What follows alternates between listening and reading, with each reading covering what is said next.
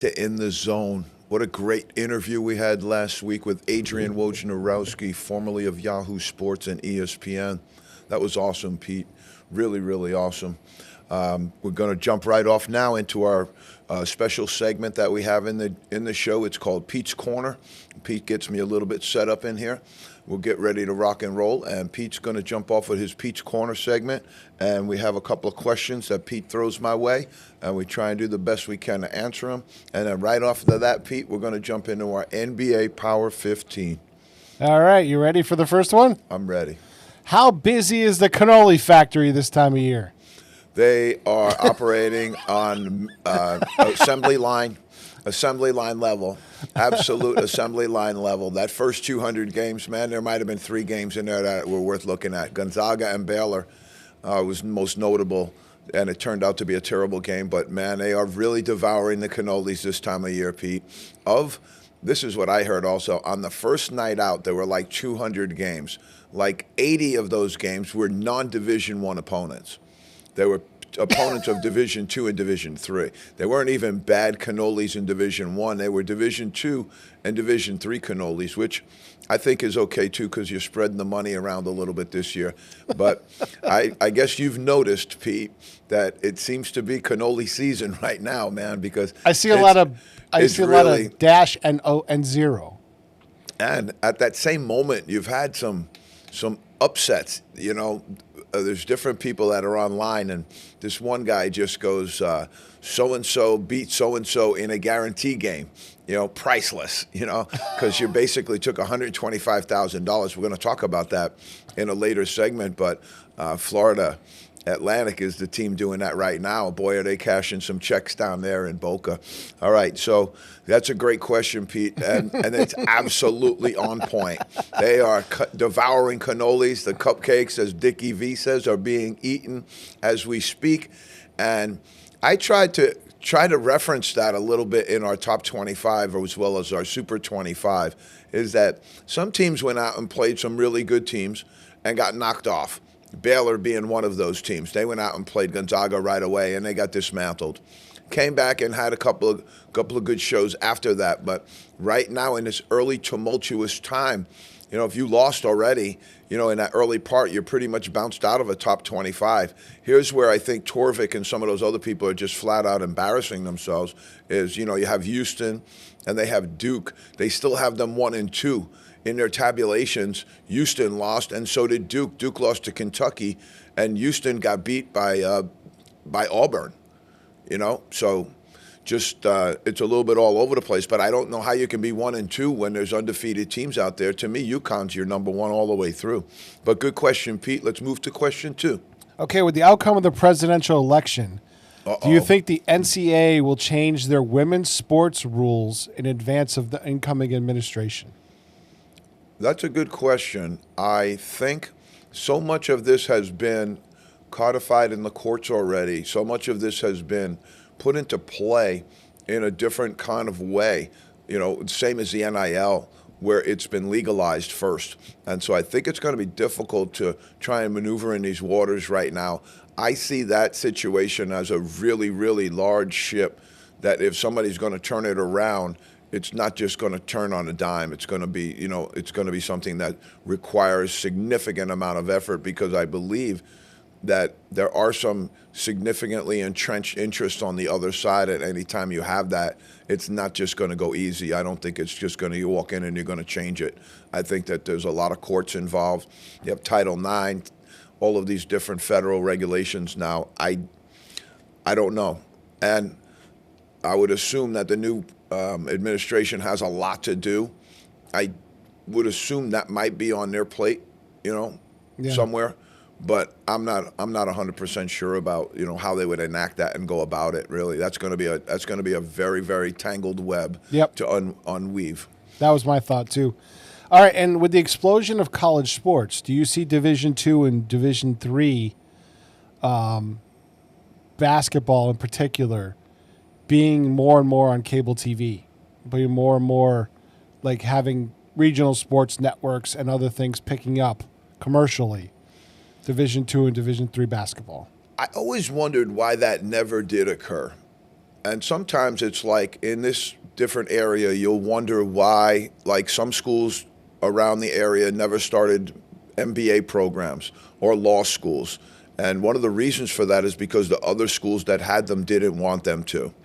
And so I think that could be occurring. Why isn't Division III on television? Why isn't Division II on television at some point? It could be because the top level people don't want that to occur. And they might, you might see something. I'll tell you what, if you go to see Amherst and Williams play a basketball game in Division III every single year, that's a great basketball game generally. You'll see a very, very good basketball game. I saw Bob Ryan at that game, one of the great sports journalists. I've seen some really, really good games when I've watched that game. So I think it's worthy, but it's also like, why do you play SportsCenter like 6 times in a row in the morning? They just play the same show over and over and over. It starts at like 6 a.m. and by noon it breaks when they go into some other programming. But for the most part, they just repeat the same show over and over and over again. And I'm of the mindset that maybe some other people, would like seeing some of those games early in the morning. You could tape them, and put them back on at that moment. So I agree with you. I think it could happen. I don't know why it hasn't happened, but I think it could be just the thumb, the thumb. It could be the thumb. Okay. Those All are right. my 3 for this week. Pete, great job. Great job. We're in our 81st show, folks. We're in our 81st show. We always like to start off with a debt of gratitude to everybody watching, listening. Last week we blew up, had some really, really good numbers, and we're thankful. You can follow us on Spotify now. You can follow us on iHeart, thanks to Pete. And Pete, if we can, let's go right to that NBA Power 15 because it's shaking, it's breaking, and there are some baselines being laid here. And we'll start right at the top with the Cleveland Cavaliers, who are the absolute surprise team of the NBA right now, punching it out at 13-0. And they've had some really, really good wins, and they've sustained their 13-0. Pete, my question for you is, I'll reverse Pete corner on you. All right. The Golden State Warriors are 24-0. They hold the record for the best start in NBA history. Do the Cavaliers at 13-0, especially with a date with the Celtics looming in Boston Garden, do the Cavaliers have any chance to get to 24? In the modern day NBA, I don't see how they can. I really don't see how they can. Like, I don't see any team going 20-0 to kick off a season in the modern day NBA. You're just going to run I up kind of against, agree. You're just going to run up against a really good team on a really good night, and you're going to be out of luck. And even the bad teams will be looking to make a name at you. They'll be looking to hang one on you, and then all of a sudden they would beat the team. They ended the streak. There's always little Pyrrhic victories inside of these big games that are going on here. But the Cavaliers are doing it with really good basketball. Donovan Mitchell is a superstar player, but they have Mobley up front. Darius Garland. We're going to talk about some unsung heroes here that are going on in the NBA, not the superstar guys you hear of every night, but we're going to talk about that. Darius Garland, certainly one of the unsung players right now, and a big reason that the Cavaliers are having the great success that they are. OKC Thunder in the second spot. I was going to send you a clip of this, Pete, so we could watch it, but then as I watch it, it's just too hard to watch for me because Chet Holmgren went up. He went up strong to the basket. The big 7'4" center. He got hit hard, went down to the ground, and wound up, hurting his leg, breaking his leg. It was just hard to watch. So I didn't send you the clip. They're at 10-2, but Chet Holmgren will be out for a significant amount of time. And that was a serious look at a bad injury. It's not something, where you got a guy and you think he's just taking a couple of days off and heading down to the Baha Mar because he's got his head clouded up. This was a bad injury, and it's going to be a significant one. He's going to be out for a while. So we'll keep an eye on the OKC Thunder, but right now they're 10-2. They're playing great basketball, and we'll see if they have the depth right now to cover a loss as significant as that. Phoenix Suns, the Suns are rising, and they're 9-2. They're going to play with Kevin Durant. We're going to talk about this also, Pete, a little bit later in the show. There's a conga line to the nurses' room in the NBA right now, an absolute conga line to the nurses' room. Kevin Durant, one of the latest to go. He's going to be out for a little bit of time. They're 9-2. Bradley Beal and Booker picked up the slack the other night, but I'm not sure how long they can run that because I thought they were a little soft at center. But then having a 6'11" Kevin Durant out there can cover up a little bit of that sometimes. But now when you lose him, I don't know how they're going to make all that up. The Golden State Warriors, This is the NBA coming back. These are the great teams that you've had here, and now they're trying to make that run back where the young guns have really flipped this thing upside down, and OKC Thunder is up top, and you see the Minnesota Timberwolves were up last year for a good bit, and now you watch the Cleveland Cavaliers. You know, these are the teams that are not the blue bloods of the NBA by any stretch of the imagination, and it was great to watch it topple. And now you're going to watch these franchises kind of come up from the bottom and see if they can grab some oxygen. I think Phoenix and Golden State are two really, really good episodes of that. Pete, you're going to look at this Power 15. I think one of the things that will stand out to a lot of people about this Power 15 is how dominant the West is right now.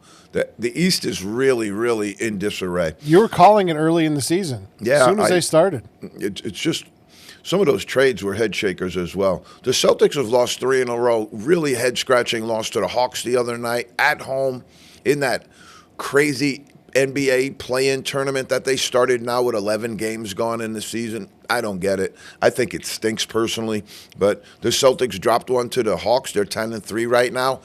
Is it room to be concerned? They have Horford back now for the first time, but is there level of concern for them right now? Because they don't seem to be defending well, and if the shots aren't going down, then they're susceptible kind of to just about every team. And some of their losses, lost to the Hawks, the Pacers, they just haven't been, you know, the cream of the crop NBA teams that they're losing to either. So a little bit of concern, I think, in Boston right now. I think they'll right the ship, but the East is weak. The East is pretty weak. So aside from the Cavaliers right now, the Celtics don't have anybody to worry about because almost everybody else is below the Mendoza line. All right, so we got the Denver Nuggets, 7-3. The Joker is on fire, folks. The Joker is on absolute fire, and they've won 5 in a row as a result of it. Murray has been struggling a little bit, but he seems to be getting a little bit better with his play. But they're going to need him down the stretch. Coach Malone and the boys are definitely going to need him down the stretch. This is my surprise team again. I can encapsulate it for you in a couple of different looks. One is the Cavaliers, certainly at the top. But this Houston Rockets team, Pete, I've really been high on them. I like them. They're talented. They're young. M.I. Udoka is the coach from the former Celtic coaches out there, doing a great job with them. This is a team that barely missed the playoffs last year. And then you wanted to see if that was motivational. You wanted to see if that got to them a little bit, their off-season training. Are they got the eye of the tiger? Are they back now and ready to make that playoff run? And I think they are. Right now they're 8-4, and they've won 3 in a row. I like them. I like the Grizzlies, too. Zach Edey. We gave you Zach Edey, folks, and we gave you Donovan Clingan. Last night, Edey's been playing very well. I think they need to find better ways to utilize him a little bit. But last night, Donovan Clingan, 17 points, 12 rebounds, 8 block shots. We gave you him in the number 2 spot. All right? Those were our number 1 and 2 draft picks. And right now, boy, are they playing good. In Portland, folks, I got news for you. And this is a news flash, I'm sure, in Portland, but it's going to come as a shock to some people. You stink. You stink right now, okay? Release the Clingan. Release Donovan Clingan. Let him play 8 blocks. Are you kidding me? How you got this guy coming off the bench? And the rest of your team, I'm telling you, they're not very good. Get the young guys up there. Get them playing. You don't need to have a honeymoon with him. He's ready to go. All right, the Lakers, they beat the Grizzlies last night, so the Grizz go to 7-5. Lakers are at 7-4. They're right there. They're playing decent ball, but they're much better at home. But LeBron James, the old man in the sea, he's got 3 straight triple-doubles, Pete. He's on fire and playing good basketball. Anthony Davis, been a little injured and out, you know, so they've been having him pick up the load. The Clippers, 6-6. The Clippers at 6-6. Harden's better when there aren't a lot of other good players around him. Harden's better like when he was with the Rockets and they didn't have a good supporting cast, where he can do everything. And he's out there with the Clippers doing everything, and that's kind of working, but they're also 500. Timberwolves, 6-5. This is a baseline down. I thought the Timberwolves were going to really, really have a good year. They got involved with the Knicks with that trade. Didn't work for either team, and both of those teams were poised to have really good seasons, and you got to point at the general managers and ask them, what were you guys thinking about when you made this trade? Because it's an absolute negative for both of your teams. Very rarely in the NBA will you see a trade. You'll usually see one team get the better of the other team. Some team might be dumping cap room, but rarely rarely in NBA history have you seen both teams lose from a trade. And that's exactly what happened to Minnesota and the Knicks when they got involved with each other. Right now, the Timberwolves are 6-5, and their schedule's been a little bit rough, but they're not playing very good basketball either. They don't defend. Sacramento Kings 6-5. Orlando Magic 7-6, but the Magic have won 4 in a row of their 7. Spurs 6-6. Wembanyama is on absolute fire. He topped a 50-piece nugget on the Wizards last night. 50-piece nugget. It was his first 50-piece. The New York Knicks, I got him in there at the bottom, Pete, at 5-6. I don't even know why I got him in there. I really don't. Okay, that's who's the Power 15. Now we got our not hot segment. All right, who's not doing well? Utah Jazz. We explained this to you as well, and we're going to give you the same advice that we just gave the Portland Trailblazers faithful. You stink. You gonna stink. Release Filipowski. Get your big man wet. Get him some minutes. Get him up and down the floor. Started playing him a little bit. He had some really good games so far. Get him in there. Get him in there with Lauri Markkanen and see what you can do. Right now, 2-8, not good. New Orleans Pelicans, no Zion. He's out for a while. They've lost 6 in a row, 1-9 in their last 10. They're 3-9. It's not looking good. Dallas, they've lost 3 in a row. Luka, he's playing great, but the guy who's killing it over there right now, Pete, is our guy Kyrie Irving, playing absolute stellar basketball right now. Toronto 2-9. Scotty Barnes out for a significant portion with an orbital fracture. Not good. Lost 5 in a row. They're 1-9. I wasn't high on Grady Dick, but he's playing good basketball right now. He's starting the Kansas freshman. Came out, got drafted somewhere in the 11th, 12th slot by the Raptors. He's playing pretty good right now. I wasn't high on him. 76ers, 2-9. They've lost 2 in a row. Embiid comes back, Pete. Okay? He comes back, plays against the Knicks, and it wasn't very good. 13 points, a couple of rebounds, a little bit of this, a little bit of that. Certainly not worth $60 million by any stretch of the imagination. And then the very next night, because they're playing back-to-back, after missing 8 games in a row, he's got to sit out. It's unbelievable. Him and Paul George sat out the other night, and so did Tyrese Maxey. It's crazy. Again, the exciting news. Wembanyama hangs a 50-piece on the Wizards. He welcomed the number 2 pick, Resacher. He welcomed him to the league with a 50-piece. Here's our Kyrie on fire segment. 25.6 points, 4.8 assists, 4.8 rebounds. He's shooting 53.9 from the floor, and he's averaging 35.6 minutes. I think Jason's kid is doing a good job. That's what load management should be.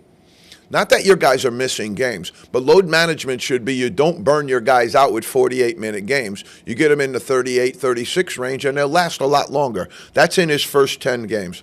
As we said, we had an Embiid sighting, and it's a coming and a going versus the Knicks in a loss, 13 points, 2 of 11. Thanks for showing up, big guy. 1 for 5 from three-point range, 5 assists, 3 rebounds. 1 block, 9-game hiatus, and then he had to take the night off because he could not do back-to-back. Bronny segment in the key of G, meaning his G League debut. Okay, he's only going to play in the G League home games. This is what was told to me. Okay, so he had 6 points, 5 turnovers, 4 assists, 3 rebounds, 2 steals, 1 block. He was 2 for 10 from the floor and 0 for 5 from three-point range. Since he's been in the NBA, I'm not sure this young man's made a 3. I don't know. I'm waiting to see if that first one drops. Maybe we'll talk about it. Baylor Shearman of the Celtics did get sent to the G League as well. He's playing for the Maine Red Claws right now. In and out, in and out. I got to question this, though. The Celtics could use a little pop right now. When his first game, he goes down to the G League. I told you I like this guy, Pete. He has 31 points on 12 of 20 shooting. Wow. He was 6 of 13 from three-point range. Now, I'm pretty sure the G League has the same three-point line that the NBA has. 6 of 13. He had 7 assists and 7 rebounds. The kid can play. The kid can play. Put him in there. We had a Shaq attack, Pete. Shagacious wisdom. Shakacious wisdom over the weekend. They asked him, and they said, what's going on with the NBA and their diminished viewership? And I would say back to him, it's probably because you got Shaq, Kenny, Charlie and all those other guys in there way too long, way too long. And to be honest, that group's not that exciting. You know, that triumvirate's not that exciting. I love Kenny Smith and the group from Archbishop Malloy, but, you know, Barkley's funny, but I just don't think that they follow the basketball end of it as close as they should. And they come out with stuff that's absolutely nuts at times. But now we did have some shakacious wisdom here. When he came out and they asked him, why is viewership down? And he blamed it on the Warriors, blamed it on Steph Curry, blamed it on Steve Kerr for adopting the Euro system in the NBA that everybody else followed behind. As I told you before, there are no geniuses in basketball. There are no genius coaches. There's just one guy who does something crazy, and everybody else generally follows along. Flex offense, motion offense, 2-2-1 press, all sorts of different things have come and gone, all different fads and come and gone as they go. But again, it's boring, is what he alluded to. Shaq was saying it's boring. And if you're, that's kind of the number one ambassador for basketball right now outside of the game. And if he's saying these things that it is boring, and they have guys playing, you know, taking 3-point shots, and then it just runs up and down the floor, it kind of looks like a 3-point shooting contest in CYO now, more than a basketball game. You also didn't have, back in the day, you didn't have illegal defense. You didn't have no hand checks. You didn't have performance defense ratings. You know, you didn't have all of this stuff. And designed outcomes also. You know, I think they do have a little bit of designed outcomes. The Cavaliers are tied for 8th with their best start. Again, 24-0, Pete. I don't know. That's going to be a rough one to get to, especially with their matchup with the Celtics in Boston Garden. As we said before, we have a segment, and the segment is called The Conga Line to the Nurse's Office. NBA biggest stars are on pace to miss over 1,000 games this year. Wow. Up 35% from last year. What could you possibly attribute that to? Up 35% in 1 year. These are people that pay the tickets to watch these people go.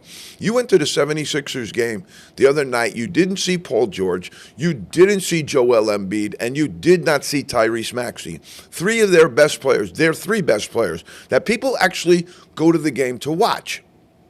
I don't get it. Wait a minute, why are the NBA numbers down? This is why we're tapping that right. This is why we're piggybacking. The games lost to injury this year, Pete, 686, and that number's already climbed up since I counted it. We've already had more losses again. Greg Popovich, the coach of the Spurs, very unfortunately suffered a mild stroke during the basketball season. He's going to be out for a while, and we hope and wish that he gets back. Not sure that he's going to be able to make it back after something like that quickly, but we're hoping for a full recovery for Coach Pop. Crazy but true segment. Michael Jordan never had a 3-game losing streak from 1990 to 1998. Unbelievable. Did not have a 3-game losing streak in that time. That's winning, folks. That's competitive nature. That's getting after it. And during that time, you also saw the ability of him to play almost 80, all 82 games, to play, you know, a really, really full level of the season. Now you see 686 missing games, and we're 12 games into the season, folks. It's unbelievable. Okay, here's our undercover lover segment, Pete. Who's your undercover lover? It's Franz Wagner from the Magic. Unbelievable, playing great. He's not ever going to be in a consideration as one of the superstars of the NBA, but right now he's got the Magic on his back. His brother's playing with him, and they're having fun. Donovan Mitchell from the Cavaliers. I think this young man's one of the best players in all of the NBA, and he doesn't really get up in that category. You got to put him up there with Kevin Durant. You got to put him up there with Steph Curry. You have to put him up there with the greatest players in the game, and I don't think he does. He's a bit undercover in Cleveland, possibly because he's stuck in Ohio. The aforementioned Chet Holmgren from the Thunder, really, the red shirt year, came back, had a good rookie season, was poised to have a great year this year, was really playing well. And then the injury came, unbelievable injury. But again, this is kind of going to go, you're going to see a little bit of a trend here. Scotty Barnes from the Raptors, orbital fracture, another great undercover lover. We got him out there. He's wallowing up in Toronto, but he's really, really a great player. We've always been a big fan. Domantas Sabonis from the Kings, he's one of the greatest rebounders in the game right now. People rarely talk about him as one of the big dominant centers in the game, and there's not a lot of them in the NBA right now, and Sabonis is one of them. Cam Thomas from the Nets, LSU, he knocked out my St. Bonaventure Bonnies in the NCAA tournament, but Thomas is tough, man. He's a really good player, and he's putting it on for the Nets, and the Nets are doing okay. I like Derek Lively from the Mavs. We talked about him on our draft day, moved him up our draft board where other people didn't have him moved up. Love him. He's so lively. So he plays like his name. He's lively, blocks shots, rebounds, runs the floor, just does really, really good stuff. Another injury, but Lauri Markkanen out in Utah, really, really good player. I like him. Jeremy Grant from the Blazers. He's absolutely carrying the Blazers right now, formerly of Syracuse. And I like Jalen Green from the Rockets. He's an absolute human highlight film. Absolute human highlight film. All right, we're going to piggyback on the conga line to the nurse's office with the 686 games already missed. Here's the list. Out, Kevin Durant, Paolo Banchero, Tyrese Maxey, John Morant, Zion Williamson, Scotty Barnes, Kawhi Leonard. Kawhi Leonard hasn't played a game yet. DeJounte Murray, Aaron Gordon, Chris Middleton. Chris Middleton's hurt more than anybody in the NBA right now. Lonzo Ball, Herb Jones, Jordan Hawkins, Desmond Bane, Jeremy Sochan, Kristaps Porzingis, and now Chet Holmgren. Unbelievable. Unbelievable. The Nuggets, the Denver Nuggets, this is a nice side fact. We do have some Denver Nugget fans that follow the show. They got the Joker right now, but the Denver Nuggets actually hold 10.4% of all NBA triple-doubles of all time. Pretty cool. Pretty cool. LaMelo, air ball. Third player to miss 25-plus three-pointers over 2 games. All right, Pete, we had him on there the other day. You gave me that clip. And when I went back and looked at that clip, the other piece of it is that he never, ever dribbled the ball. He picked up with it, just started running with it, yeah. Threw it through his legs, and it was in an all-star game, so I guess they let it go. But my goodness. Point leaders in the NBA right now, Jason Tatum, we called him as our MVP, and he right now is getting I think he's getting a lot of heat because people would like to see a little bit more of Jason Tatum. That's just not Jason Tatum. But right now he's leading the NBA with 336 points. Nikola Jokic, he shows up in more categories than Amazon right now. Unbelievable, 297 points. LaMelo Ball, he can score, 294. Giannis, he's carrying the Bucks, and right now they are in complete disarray, and we will go very, very closely watching the Doc Rivers saga there. See how long he can hang on. Luka at 283. Anthony Edwards, 283 as well. Anthony Davis is leading the league in scoring by average, and he's down there 7th in points. Trae Young is 8th. Shai Gilgeous-Alexander is in 9th. And Damian Lillard from the Bucks, who's been out a little bit now, is in there with 260. New segment, Pete, and it's called He's Not Joking. And we're talking about the Joker. We're looking about another MVP slot here, folks. Right now, 29.2 points a game. That's 4th in the NBA. He is 13.7 in rebounds. That is 1st in the NBA. He is 11.7 in assists. Look at it again, folks. 29, 13, and 11. That's averaging a triple-double, and he's shooting 56.3% from the floor. When he went up against Luka the other night, he went for 37 points, 18 rebounds, and 15 assists. Kyrie in that game, 43, 5, and 5. But he's the first player in NBA to go for 37, 18, and 15. He's not joking, Pete. He's not joking. Okay, here's our second part of that in our international segment. Look out for Luka. LeBron, in his first 6 seasons, 27.5 points. Luka, 28.7. Average, Luka. Rebounds, 7.0 for LeBron. 8.6 for Luka. Edge, Luka. Assists, 6.7 LeBron, and 8.3 for Luka. That's in his first 6 seasons, okay? But LeBron did average more steals, blocks, defensive efficiency rating, and had more 50-win seasons than he did, and all of those things matter as well. Cade Cunningham, he's coming. He's coming, really developing into a great player in the NBA. And right now, he's reviving Motown. The Pistons are hot, Pete. They're moving. They're grooving. They've won more games than they did almost all of last year right now. And they're averaging 23, 7.3, and 8.3 assists from Cade Cunningham. Those are great numbers. There are 3 players with 250 points, 75 rebounds, and 75 assists. Right now, it's Luka, Joker, and Cade Cunningham. Karl Anthony Towns, the Big Easy. The Big Easy. This is why the Knicks traded for him, okay? Now, he had 40 again the other night, okay? But, Pete, I want you to hear this, and I want people out there to fact-check me on this one because this cannot be true. Can't be. This is why they traded for him, okay? Opponents are allowed to shoot 91.4% in the restricted area, meaning the paint. 32 of 35 while the big cat is prowling the premises. Unbelievable. I've never heard anything like that. What defense? There's nothing in there. It's unbelievable. I want somebody out there, please. There's a lot of people who watch this show that are really, really smart and cool people. Someone get me some info on that, please. Put it in the comments. LeBron, triple-double. He had his 115th career triple-double, 19, 16, 10 rebounds. He's now done it 3 times in a row, and he's the oldest player with back-to-back triple-doubles, but also now he's got a triple-double. Pippen Longstocking, Scottie Pippen, and his son Scottie Pippen Jr., the first father-son duo to record a triple-double. His son's playing good basketball, and he's out there working it for the Grizzlies. Pete, that's our NBA. Let's slide. Let's move. Let's glide right into the NCAA, and we're going to go to our Super 25. When you have a king, the king has a throne. The king has a crown. And all of those things need to be taken from the king before you say the king no longer has those things. Right now, why is UConn in these other places as 8th, 9th?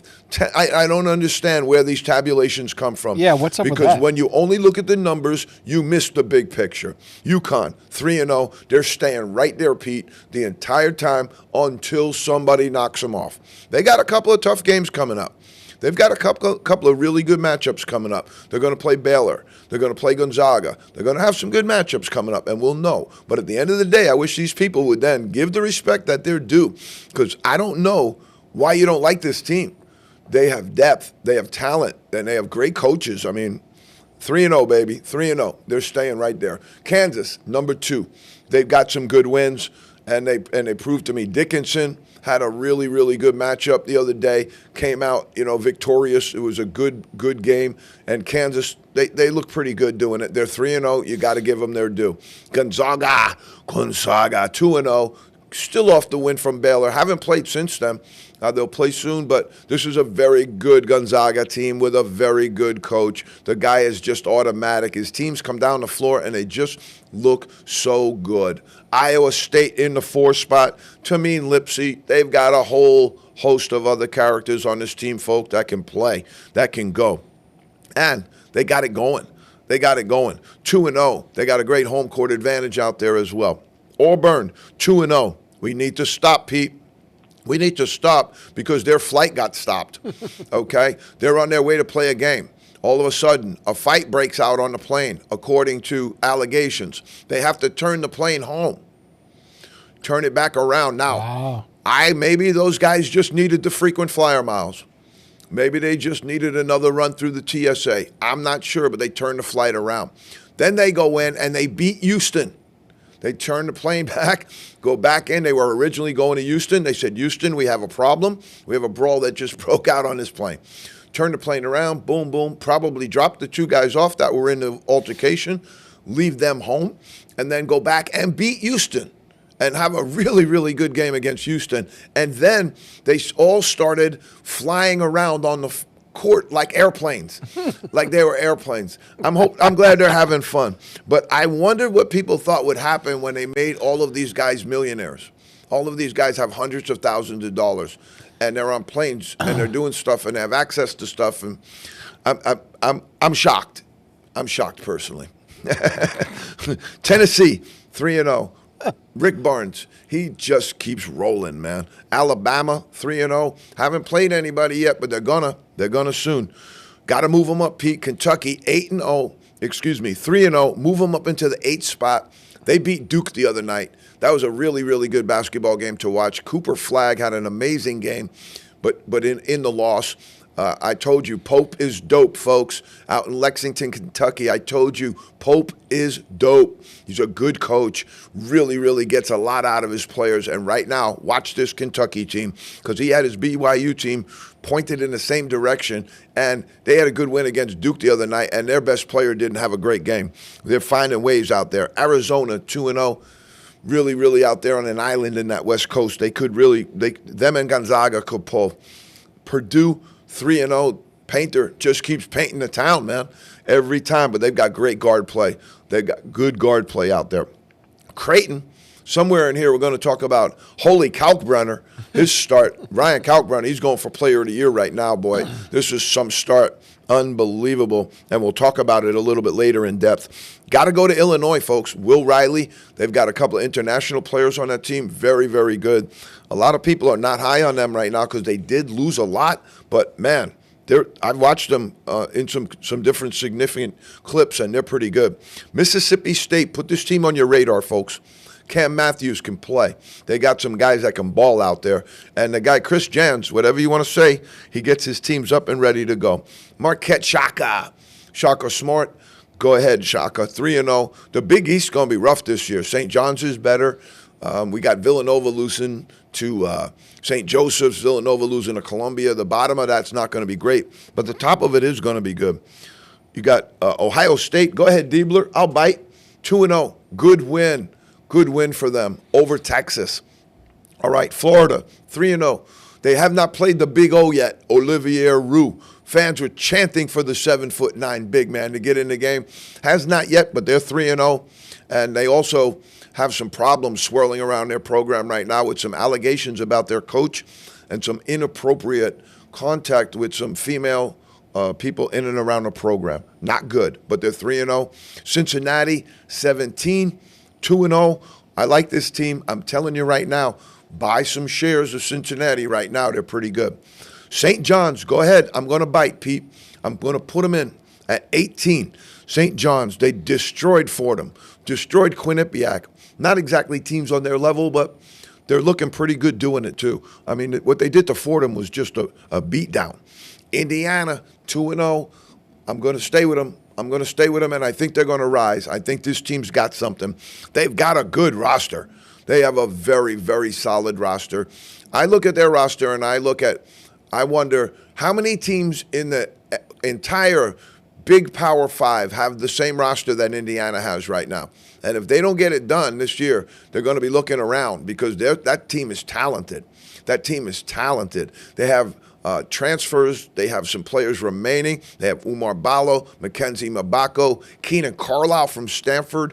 They have some pretty good players on that team. If it doesn't work, there's going to be a whole lot of burning down out there in Bloomington. All right, so we got Texas Tech 2-0. They're just solid, athletic, strong. They have a great year. They'll have a great year every single year as long as they keep doing what they're doing. I'm going to go Wake Forest here. 3-0. Hunter Salas is one of the best players in the country. He plays for Wake Forest, kind of in obscurity down there. But let me tell you, he can play. They're good, well coached, and I think they're going to maybe have a good chance because the ACC just isn't that strong this year. Maryland, I'm going to bite. Well, I skipped one. Pittsburgh, 3-0. I think Pittsburgh has a chance to win the ACC this year. I said that earlier. We'll give it to you right now. If they had Bub Carrington, they would absolutely be favored in the ACC. But I just think the ACC's off, and I think Pittsburgh has kept a pretty good integrity of roster, and I think they're ready to move and groove. Right now, they're 3-0. Maryland, 3-0. A little bit of controversy there with benching Derek Queen in the second half. Not sure exactly what went on down there, but they are 3-0, and the big man has been producing. Julian Reese is also a very good big man from Maryland. If their guards can hold water, I think they'll be good in the Big Ten. Kansas State, Jerome Tang just getting it done, man. And St. Mary's 3-0. If you have Gonzaga in the top 5 and St. Mary's is 3-0, you got to take a little note of that because that guy does a great job out there. It is a great job. The hills of Moraga, California, absolutely beautiful place. Played out there when I was an assistant coach at Iona. It's just a great place. There's some really, really great places to coach in the country. And while we're talking about some great places, St. Bonaventure, Pete, with Woj back in the house last week, off to a 3-0 start, doing great. And our friends down at GW as well, off to a 3-0 start. Here's some games of note. Kansas showed up, and they played North Carolina. That's an old school blue blood game right there. 92-89. Like I said, Hunter Dickinson was pretty good in that game. Auburn, they beat Houston 74-69. Then they broke out the airplane, and I can be sure that Kelvin Sampson is showing that clip to his team every single day when they do their dive on the floor and charge drills. They'll be back. Trust me, Houston will be back. Kentucky 77-72 over Duke, and New Mexico 72-64 over UCLA. That's Richard Pitino Jr. at New Mexico, and that led us into our next spot here is where we're going to talk about some marquee matchups that are coming. But this Sunday, 11-17, the aforementioned New Mexico Lobos are coming into St. John's in the Garden, and it's going to be a father-son matchup. All right, we're going to have Rick Pitino Sr. against Richard Pitino Jr., and it's Pitino's going one-on-one in the biggest arena in the country, Madison Square Garden. That's going to be a really, really heavyweight battle there. Richard Pitino, I'm kind of a fan of his. You know, I know a lot of people in the business think he got there because his dad was Rick Pitino, but he's doing a really good job, and they lost one of their best players, JT Toppin, but they're doing well, and they're playing well right now. I think that's going to be a great game. Keep an eye on New Mexico in that game. They're going to come in the Garden and play with everything they got. All right, so 1 month into the season, Pete, we have December 4th. And anybody who's a basketball junkie, anybody who's loading up and you got the DVD or whatever you got now, the DVR, you're taping games, you're going back, turn off all your other media so you don't see the score. I'm going to give you the day where you need to just clear off your calendar. Holy day of obligation, nobody in, nobody out. Just put on the TV, get the bowl of chips, get the dip, and be ready to roll. December 4th is that day, folks. Get ready. It's 1 month from the start of the season, and I'm going to give you the games, folks, and it's going to knock your hat off, okay? Auburn versus Duke. Wow. Unbelievable. Probably both in the top 5, not in my top 5, most likely, especially not with Duke getting bumped with Kentucky. But Auburn certainly will probably hang there at that game by the 4th. But Duke also will be in the top 10, probably everybody's top 10. I don't know where we'll put them. Right now, we bounced them. Kansas versus Creighton. Kansas versus Creighton. Titans, you got Kalkbrenner going to go up against the big man Dickinson out in Kansas. That's going to be a great game. That's going to be 2 chess masters going at it. Bill Self, Coach McDermott, they're going to go at it, and they're going to go deep. They're going to go into their whole repertoire. Right now, Self has that team playing very, very well, and they are talented. Alabama, North Carolina, this is on the same day. All of these games on the same day. Alabama, North Carolina, another knockout game, possibly 2 top 10s. Baylor and Connecticut, the game we talked about before. There's going to be a real test for the UConn Huskies.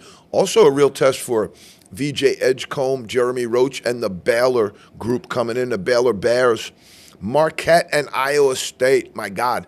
I don't know. I'm hoping that these games start early in the day because if they overlap, you're going to need to tape them, no doubt. And then Ohio State, Maryland going in, and that's going to be a Big Ten matchup.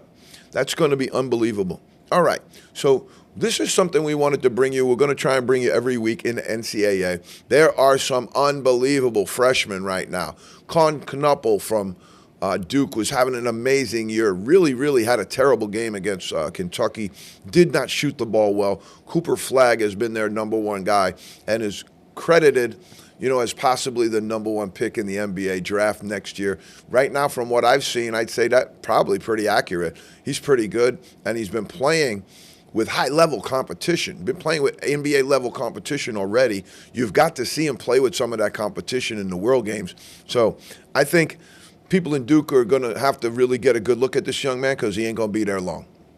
All right, but right now, Cooper Flagg is our number one freshman. We're going to put out a freshman watch.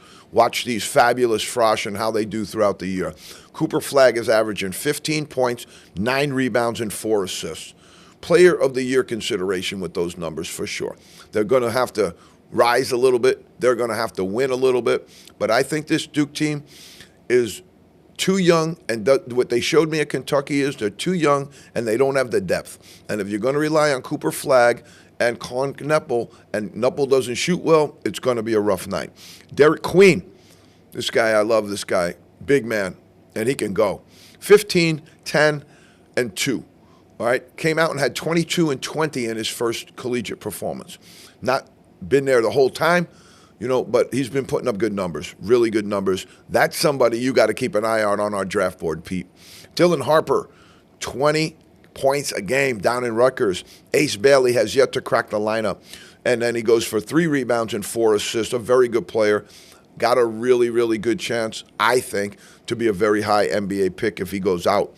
Will Riley, a name we hadn't heard much of in the recruitment process. He's at Illinois, 22.7 rebounds and 1.5 assists. He's shooting 60% from the floor, and Dylan Harper's shooting 64% from the floor. That is unbelievable. Okay, VJ Edgecombe. Now we drop down and we go, whoa, what's happened here? We were very high on this young man. 7.5 points a game, 7.5 rebounds a game, 3.0 assists, but he's shooting 21.7 from the floor. Really struggling with his outside shot. He is a mercurial athlete, can get up and down the floor and do things that has NBA level structure to it. But right now, he's got to go and improve his all-around game because right now, it's just not there. With a 21.7% shooting percentage, and most of your shots are layups and dunks, that means you're missing just about every other shot you take. Jaleel Bethea, I was a little higher on this young man when it came in. He's not starting for Miami right now. He's averaging 11, 1.5, 1.5, but I thought he would have started for them and got some more time. Miami is going with a little bit more of a senior lineup there, and they're bringing him along slowly, it seems, but he also has the ability possibly to be one and done. Con Knuppel, we just mentioned him. Very poor game against Kentucky, but he's 18.5. 3 and 2, not bad. Trey Johnson, this is the guy you got to look at for player of the year. He's out in Texas, and I don't think Texas is very good right now, but this kid might be the best player in the country. He's averaging 28.5 points a game, 3.5 and 3.5. Keep an eye on him. Trey Johnson. He's also shooting 55.3% from the floor. Asa Newell from Georgia, 56.3, 27 and 0.5.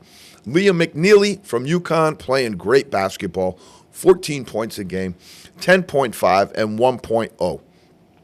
They got him up in Purdue, Pete. We call him Little Big Z, but his real name is Daniel Jacobson. He's 7'4", and he was supposed to be the answer to losing Zach Edey. Unfortunately, he's going to be out for the year. Caught an injury, and he's going to be out for the year. Unfortunate. I was interested to see how he would progress. We talked about this a lot. There's a lot of big men, a lot of big men all of a sudden, plus 7 foot, and in the past, historically, that had injuries attached to it. That had foot and lower extremity injuries attached to it generally from time to time, and now you're seeing that with some of this other stuff. The thing with Holmgren was just a really bad fall. It was something that couldn't really, you don't attribute that to wear and tear, but it wasn't a great fall. All right, Pete, who has the most national titles in all of college basketball right now? Who's number one? UCLA. There it is, Pete. Wow. UCLA, number one. A lot of residue from the John Wooden era. Yeah. But still, UCLA number one. Number two is Kentucky. Kentucky. Wildcats, number two. No question. Vaunted program. Great program all through the years. And they take it seriously down there, folks, I'll tell you that. The number 3 one here, this is going to surprise people, I think. Connecticut Huskies. Yeah, I was going to say, yeah. Connecticut Huskies in there at number 3. North Carolina Tar Heels, number 4.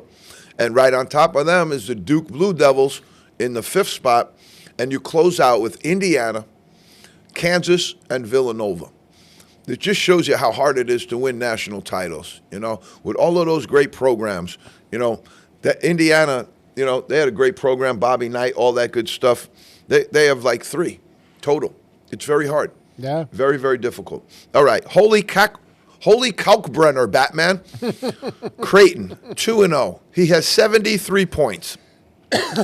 I don't know if he's being covered by Karl Anthony Towns or not, but he's 29 of 32.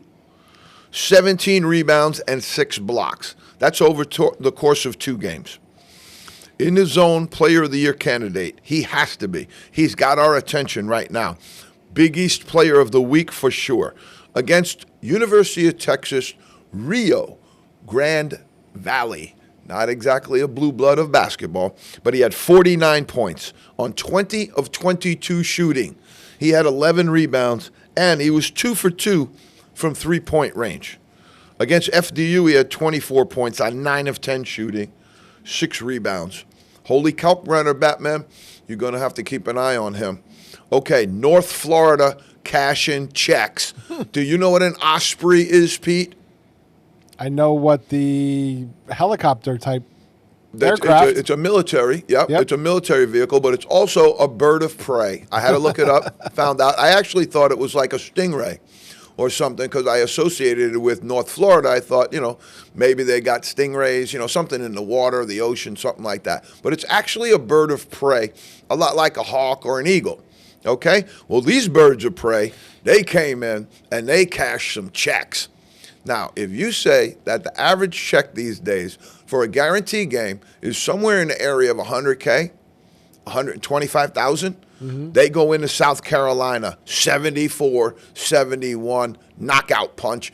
Thank you, take the check, cash it, $125K. Bang. Then show up at Georgia Tech and beat them 105-93. Terrible loss for Coach Damon Stoudemire. If any of these guys are looking for a defensive coordinator, give me a shout. I can get you guys to get some stops. But right now, the way you're going, 105 points to North Florida, the Ospreys. Whew. Torvik had them at 208. Right now, they were 3-0. They just lost the other night. But let's call it easy at $250,000. And they won both games. They went in and played Georgia the other night, and they lost. But there's $350,000 bankable money, and you came out 2-1. Okay, the Auburn Tigers, now known as the Auburn Flying Tigers, or the Not Flying Tigers. We could also call them the Auburn Hurricanes because they're one of the only teams that can actually turn a plane around, and so can a hurricane. So they turned around like a dime with that plane. I thought they were they were trying to get in Houston. We have a big problem. But then I also thought they were just trying to pump up their frequent flyer miles because then they have to land and go again. But they did come in and win 74-69 over Houston after the plane was forced to land. Hey, Coach, that chemistry is explosive. No doubt. And Pete, is that a symptom of our NIL life right now? Is this something that this is going to be something that's commonplace now? It sounds like it, but I would think more and more charters. You're going to see less and less teams flying on a commercial airline. They're going to do more and more charters. This is a charter flight. And they turned it around still? Wow. There's no way this was a commercial flight. No wow. way. Not in my opinion. There's a charter flight. Because I've heard of some rowdy things going on charter flights. I'm surprised they turned it around. Lately, but I would be surprised that they would, a school like that, going in, you're going from, you're not going that far. Right. You're going from Alabama to Texas. But I would say they chartered a flight and they got out. Most of these big schools are chartering flights right now. Also because you don't have to go through all that TSA stuff when you charter flights. Sure, yeah. So I would say, they just needed the extra miles, Pete. Right now they're number 3, and they beat the number 1 team in the country that Torvik had. But here again, I'm going to go into it. And Torvik Torvik is a guy who's an algorithm guy. He's a lot like Ken Palm. They put the math together. They put it all in the stew. But at the end of the day, I've always said it doesn't give you the entire story. And if you're not a basketball guy and you're just going at this from a mathematical weapons of destruction, you're going to come up short a lot, and you're going to come up with a lot of bad stories because you don't know the whole story. All right? So Houston, they have them number 1, and they're 1-1 after losing to Auburn. Having Auburn fly the plane all over their court. So I don't know how you stay number 1. I can see you want to keep them in the top 25 somewhere. We did not. They lost. Take them out. They can get back in for sure. They will get back in for sure. They'll get back into the top 10, Houston, most likely. But they've also been feeding on a steady diet of cannolis. Yep. And the one time they stepped out, they got beat. Okay? Auburn, they have them. They have number 3, but they just beat them as number 1. North Carolina, number 10. They're 1-1. They lost to Kansas, and they had a terrible game against Elon. So I don't know how they have them 10th in the country. It doesn't make any sense to me. Okay, we bounced them out. Texas A&M at 11. They're 1-1. They got court stormed at UCF. They got court stormed. You're 1-1. You're not the 11th team in the country right now if you got court stormed at UCF. If you won that game, then we'd be glad to keep you. But this is what Torvik does in their tabulations. They're like looking at what they're gonna. It's almost like it's gonna be interest on compound earnings. Yeah. It's like, what did you earn in the future? And they're going to consider that as well. They haven't earned anything right now, but yet you're still considering it. They're consulting their California psychics before they make their list. I would hope they do. They could do better with that. Connecticut, number 12. They're 2-0. The reigning champions. Put some respect on that name. Algorithm, adherence. Those guys sticking to those algorithms. How could they be number 12? They're 3-0. They smoked everybody that's come on the court with them. They beat Lemoyne by 50 last night. Not saying that's a great matchup, but look at all these other people. But they're taking care of their business. And they're doing the same thing everybody else is doing, playing cupcakes. So's everybody else. I don't know how you got them down there at 12. That's where sometimes I think your algorithm, maybe Big East or whatever, it gets a little personal in there sometimes. Texas, they were number 15. They dumped to Ohio State. They don't belong at 15. Baylor at 23, they got smoked by Gonzaga. Absolutely smoked by Gonzaga. You have Michigan in there at 29. They lost to Wake Forest. Whew. Pete, again, we rolled through that hour like nobody's business. I do want to, again, give a special thanks to Woj last week. Really, really good visit with him. Great interview. So insightful. Yeah. Also, because when you follow things, you really, really don't know all about it until you're inside of it. And now Woj has been inside of this thing with the NIL. I can tell you as a contributor to the university very, very generously and strongly, but also now as a general manager, they're going to start to move and shake in different ways up there that they haven't even considered with Woj on board right now. But it also is kind of symptomatic of where we are with the game. Where are we with this whole thing that we love to call basketball, that we really, really spent a lot of time on, played as a young man, coached, done all these things in the game. Where are we right now? And that's one of the things we try and do on In the Zone is give you an assessment of where we are right now.